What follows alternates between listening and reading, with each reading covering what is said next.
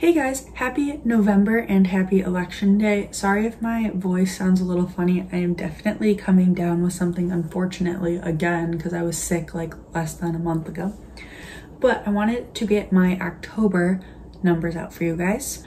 So the way I do this video is I share my October stats and then we'll move into my last 15 sales of the month just so you can see what's been selling for me recently. If you're unfamiliar with my channel or just need a refresh, I am Riley. I am a full-time reseller and I only sell on Poshmark. I did occasionally make a sale on Citizen, but they announced like last week that they shut down. They're like, we're done.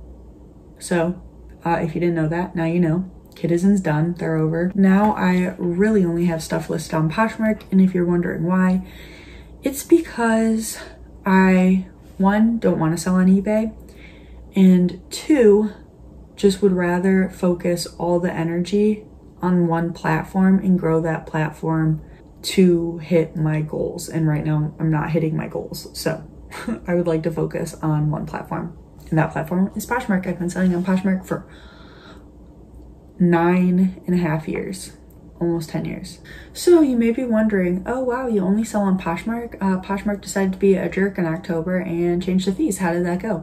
Well, my October was my second worst month of the year, and I was expecting it to be like the second best month of the year. I can't blame everything on Poshmark because I listed hundreds less than I normally would. So you know what, let's just get into the stats and then I'll tell you why I listed less. My gross sales for October was $4,067 and my worst month of the year was August, which was $4,000. So pretty close to my worst month of the year. And I would like to say on the last few days of the month when I was like, oh crap, October might be worse than August, I ran a sale and that definitely generated a lot of sales. Not the best profits, but I was moving stuff out, which is what I wanted, and got my sales number up, got money back to reinvest into better inventory, which I actually don't need right now. I am good on inventory.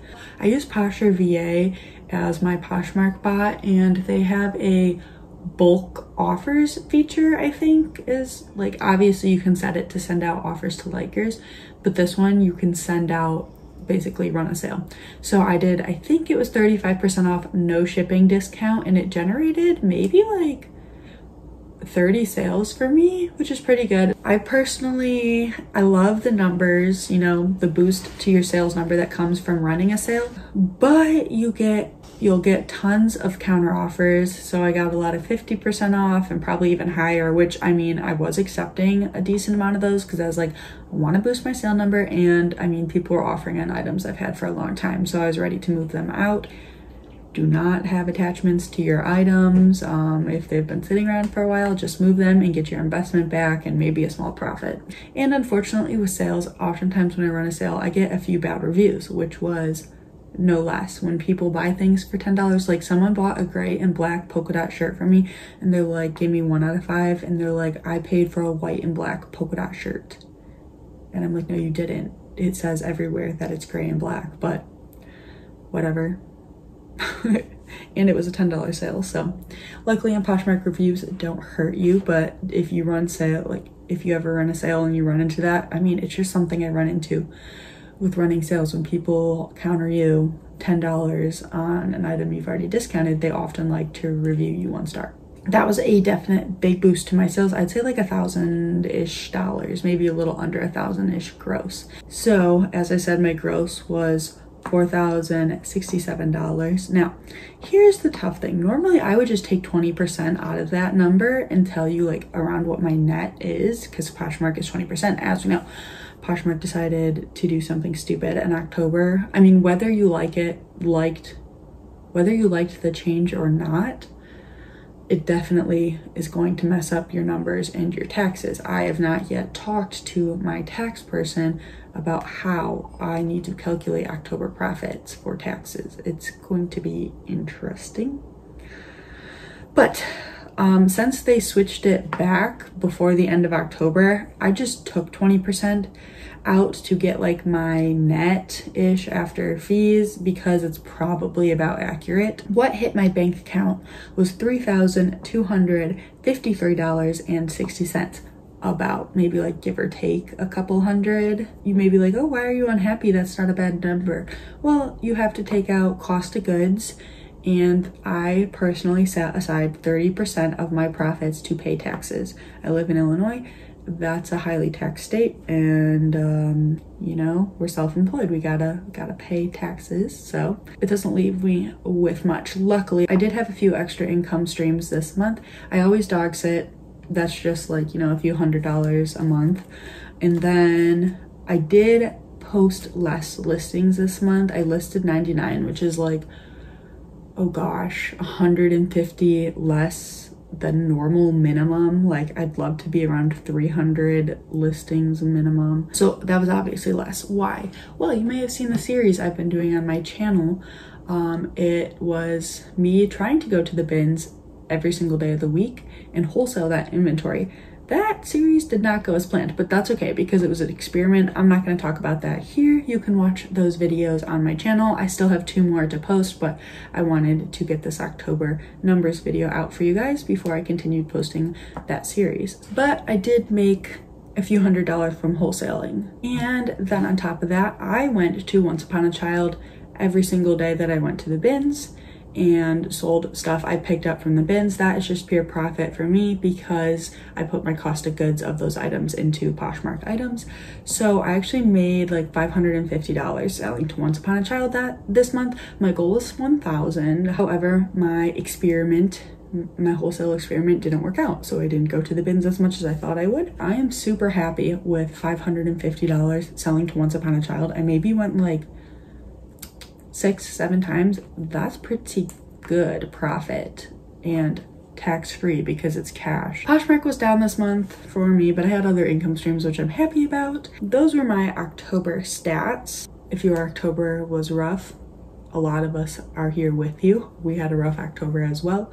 And I would just like to say before we move on, do not compare your numbers to my numbers or any other reseller's numbers. My numbers may look really big to you, but I am a full-time reseller and I personally feel like my numbers are too small for a full-time reseller. I compare myself to other resellers, but really the best thing we can do if we're going to compare ourselves is compare ourselves to our previous self, because likely we're doing better right now than we were at this time last year. And that's the best way to grow in your business. Is I'm moving forward in November, I'm going to look at how I did in October and try to improve upon last month instead of trying to meet what other resellers are doing. So with that being said, let's just move into my last 15 sales of the month so we can see what's selling right now. So the sales we're going to be looking at today are actually the sales that started to come in after I ran my 35% off sale on Poshmark. So to start, on October 27th, I sold this pair of Title IX pants. I believe these were actually a full price sale and they sold for $36. I really like selling Title IX. I will say, for whatever reason, I have a really hard time moving their dresses. I have a couple of their dresses that have been sitting in my closet for a while, but their skirts sell really fast for me, and these pants sold in a couple weeks full price. So when I come across their dresses, I often pick them up because their other items sell well for me, and then they just sit in my closet. But I definitely enjoy picking up their athletic skirts. My net earnings on that, this was after Poshmark went back to their regular 20%, it was $28.80. I'm assuming I paid $6 for these, so over a $20 profit, which is great.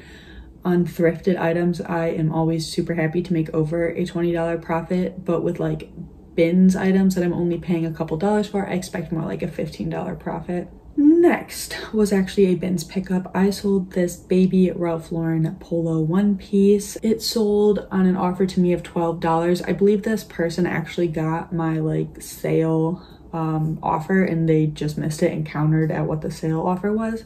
So my net earnings was $9.05. This was a bins pickup for anywhere from like $1.80 to $2. Not the biggest profit. I'm trying to figure out now, should I take baby Ralph Lauren items like this to Once Upon a Child because I'm only profiting like $7? I mean, it's more than I would make there, but obviously less work. I think this sat for maybe about a month, so it wasn't too long. Relatively easy to list. I don't know, in the future I might take stuff like this to Once Upon a Child. On October 28th, I sold these Minnetonka moccasin fringe boots. I think I actually, I'm pretty sure I picked these up in the bins. When I come across these, they're usually in the bins. I usually come across at least one pair of Minnetonkas every time I go to the bins. It's kind of weird because in Illinois, Chicago area, I don't think I ever see people wearing Minnetonkas, so I'm not sure why they're always in the bin. Same with Sperry's. There's always Sperry's in my bins, which I don't really pick up. I'm pretty sure I had these sitting for a while, and so someone offered me $22 and I accepted. My earnings were $17.60. If I picked these up in the bins, again, it was like another $1.80 cost of goods, which gives me about a $16 profit. For bins shoes, I'm usually happy with a $16 profit. However, these ones did sit for a while. Also on October 28th, I sold these Sorel kids boots. Since these boots were gender neutral, I list them under kids girl sizes as well as boy sizes, and these actually sold in size 3 little girl. I do this because if you only list them in little boy, someone looking for little girl may not come across them because of how Posh search categories work. I wish they had a gender neutral kids sizing option and for men and women, but they don't. So these sold for $25. This was actually an offers to likers. So they got a discounted shipping offer, which is $2.02, comes out of my earnings. So my earnings were $17.98. I think I picked these up at a Goodwill for like $5, which gives me a $12 profit. Not that good, however, they did sell in a couple months. I think I got them listed maybe in the beginning of September, so it's not surprising they sold now. I prefer to pick up kids Sorel boots in the bins. When Poshmark had their strange fees going on, I changed my offers to likers to be higher to account for the extra fees people were paying. But when they announced that they were switching back to the regular 20%, I went back and changed to my normal offers to likers, which is 20% off items 27 and under, no shipping discount. From like $28 to $115, it's 22% off with discounted shipping, and then above the $115 is 25% off with the $5 whatever cent shipping. Then October 27th, I sold this Beyond Threads baby alpaca wrap sweater thing.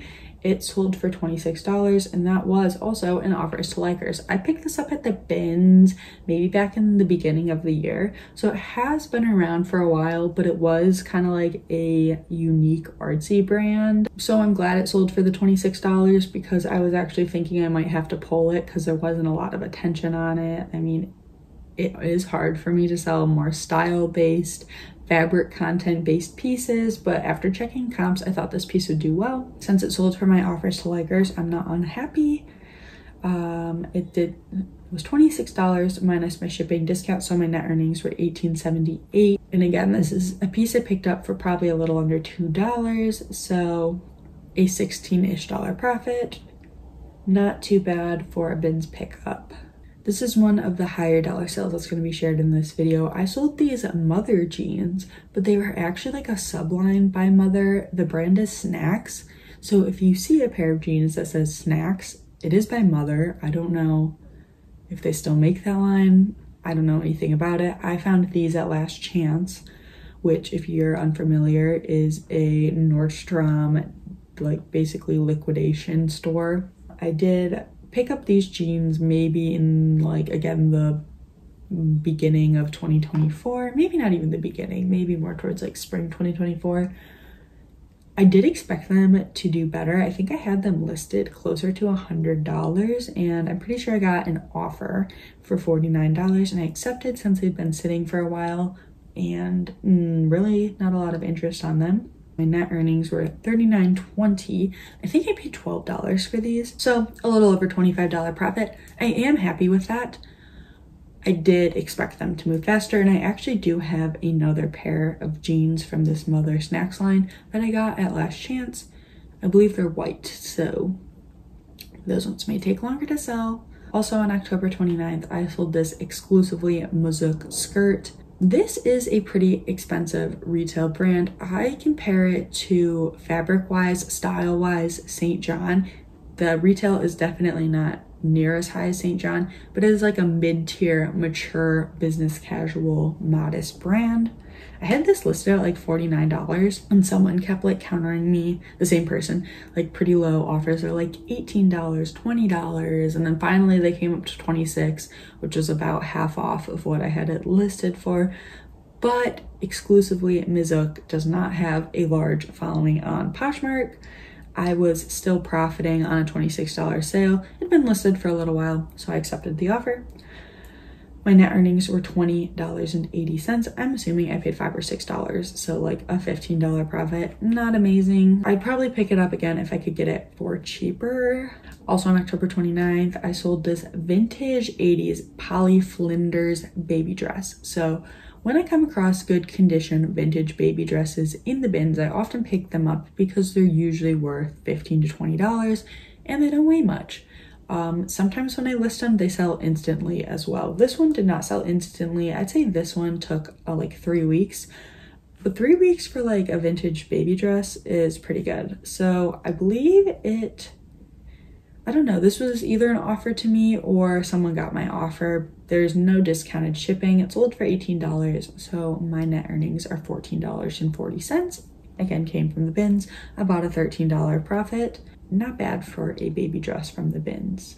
Another bins sale. On October 30th, I sold this H&M men's blazer coat. I actually picked this up thinking it was women's, and I think I picked it up to like take to buy, sell, trade or something. I don't list H&M. But then I was looking at it, I was like, you know, this is a substantial piece and we're going into the right season. So I think back in September, I did get this listed and somebody bought it full price. They paid $27 for it. So my earnings were $21.60. I got it in the bins. Again, a little less than a $2 cost of goods. So almost a $20 profit, probably right about a $20 profit. I'm really happy with that for a bins pickup, because when I'm paying $5, $6 for an item, I'm happy with a $20 profit. I love $20 profits. Then on October 30th, I sold this Bill Levkoff dress.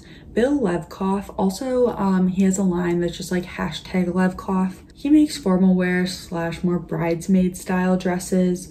So to me, this is kind of a bridesmaid's dress. I'm sure I put that in the title and the description. When you're selling dresses that seem like bridesmaids dresses, it's very important to have the exact color.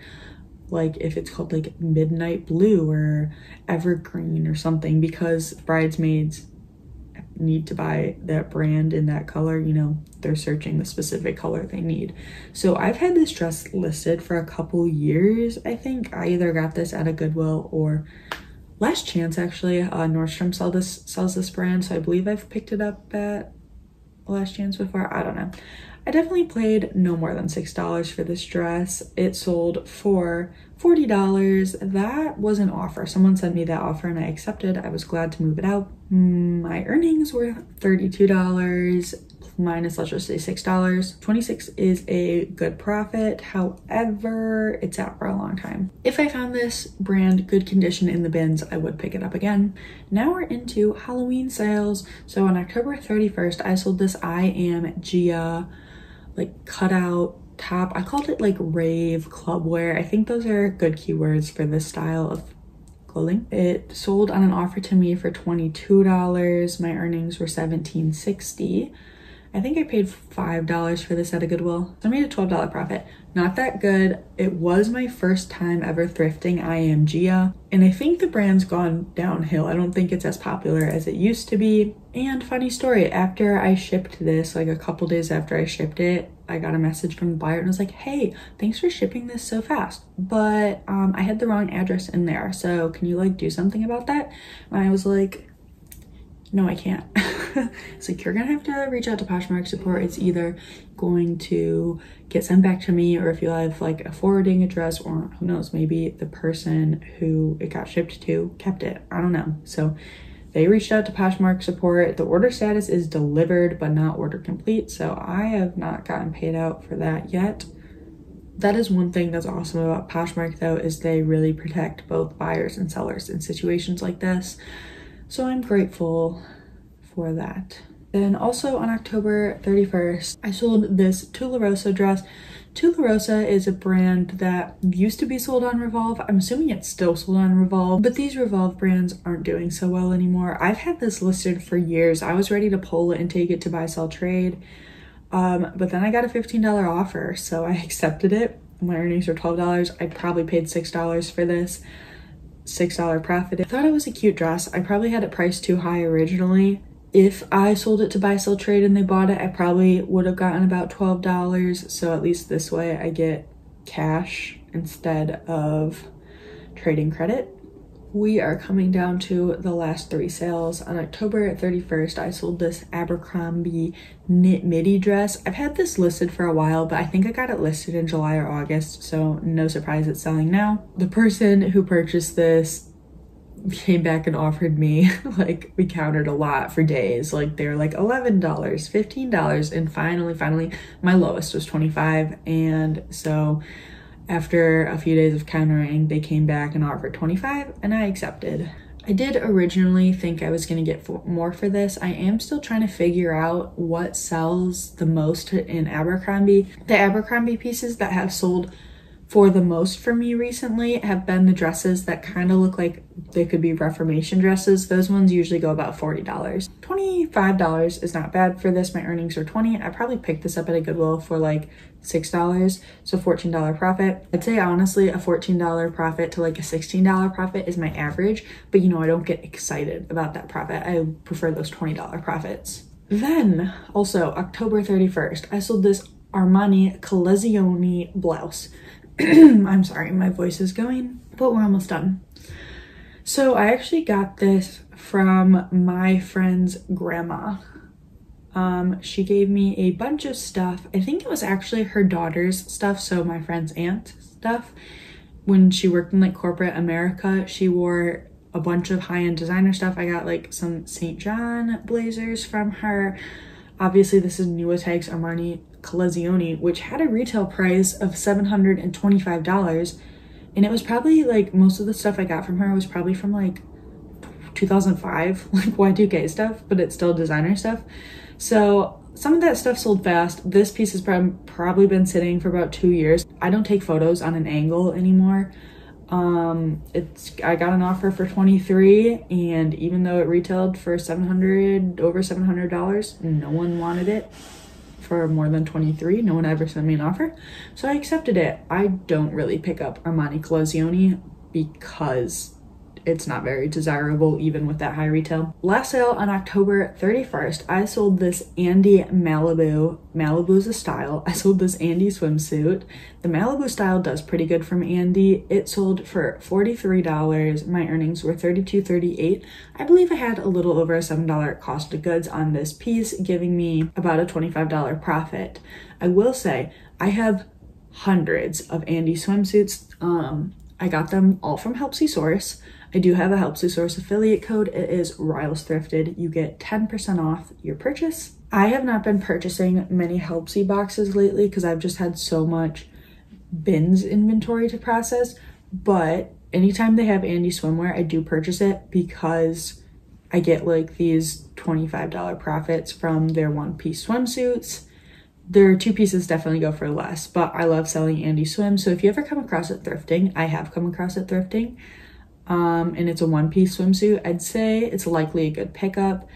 The Malibu, like the style, is a signature of theirs. They definitely have some other 1-piece styles that are signatures and do very well. And this one was actually flawed. It had like a little pinhole in the armpit, and it wasn't Nuitags. So when they're Nuitags, they go for even more.